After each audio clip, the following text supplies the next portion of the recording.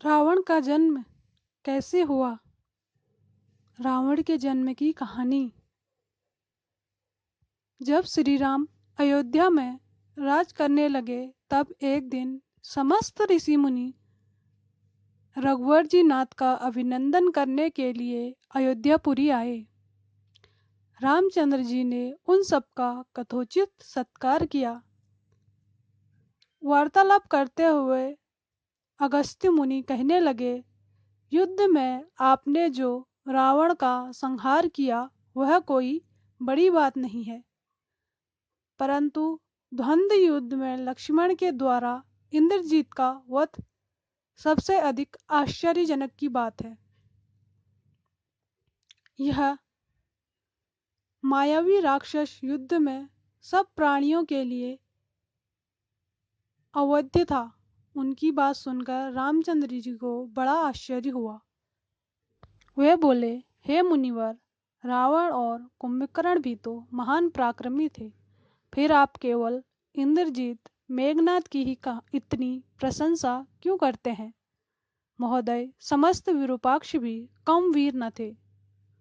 इस पर अगस्त्य मुनि बोले, इस प्रश्न का उत्तर देने से पहले मैं तुम्हें राम के जन्म, वर प्राप्ति आदि का विवरण सुनाता हूँ। ब्रह्मा जी के पुलस्त्य नामक पुत्र हुए थे, जो इन्हीं के समान तेजस्वी और गुणवान थे। एक बार वे महागिरि पर तपस्या करने गए। वह स्थान अत्यंत रमणीक था, इसलिए ऋषियों, नागों, राजर्षियों आदि की कन्याएं वहां खेलने आया करती थी। इससे उनकी तपस्या में विघ्न पड़ता था। उन्होंने उन्हें वहां आने से मना किया। जब वे नहीं मानी तो उन्होंने श्राप दे दिया कि कल से जो भी लड़की यहाँ मुझे दिखाई देगी वह गर्भवती हो जाएगी।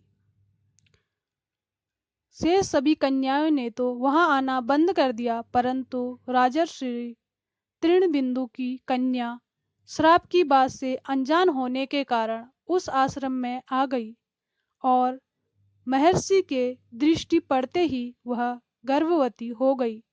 जब तृणबिंदु को यह बात मालूम हुई तो उन्होंने अपने कन्या को पत्नी के रूप में महर्षि को अर्पित कर दिया।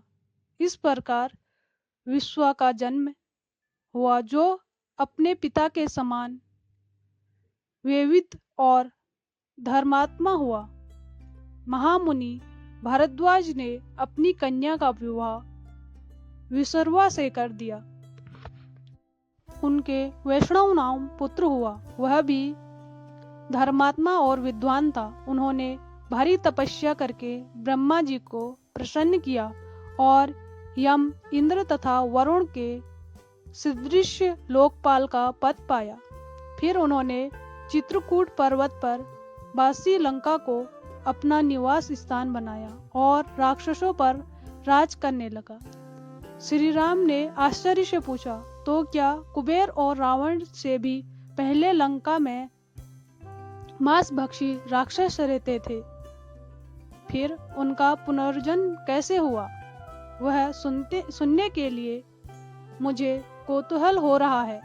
तब अगस्त्य जी बोले, पूर्वकाल में ब्रह्मा जी ने अनेक जल वस्तु बनाए और उनसे समुद्र के जल की रक्षा करने के लिए कहा। तब उन जंतुओं से भी कुछ बोले कि हम इसका रक्षा करेंगे,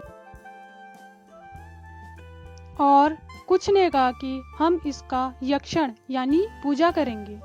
इस पर ब्रह्मा जी ने कहा कि जो रक्षा करेगा वह राक्षस कहलाएगा और जो यक्षण करेगा वह यक्ष कहलाएगा।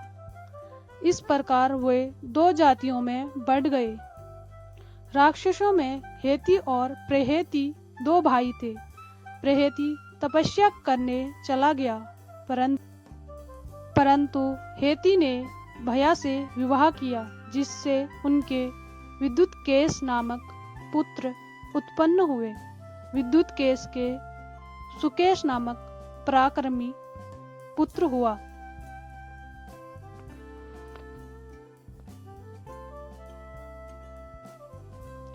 सुकेश के मल्यवान, सुमाली और माली नाम 3 पुत्र हुए।